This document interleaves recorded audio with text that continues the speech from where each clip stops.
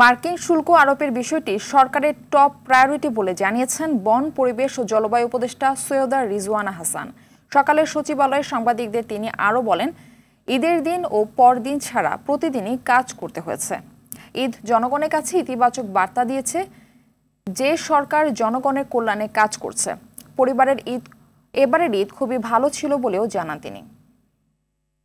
মানুষের কাছে একটা ইতিবাচক বার্তা দিয়েছে যে সরকার জনগণের কল্যাণে এবং তাদের যেন জীবনযাত্রা যেন সহজ হয় সেজন্য কাজ করে যাচ্ছে।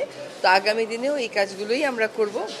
অনেক বাধার মুখে, অনেক সীমাবদ্ধতা নিয়ে আমাদেরকে কাজ করতে হচ্ছে, কিন্তু জনগণের কল্যাণে যেটুকুন কাজ আমাদের করা দরকার, পরিবর্তিত বাংলাদেশ গড়তে, নতুন বাংলাদেশ গড়তে সকলকে সাথে নিয়ে আগামী দিনগুলোতে সেই কাজগুলো করে যাব।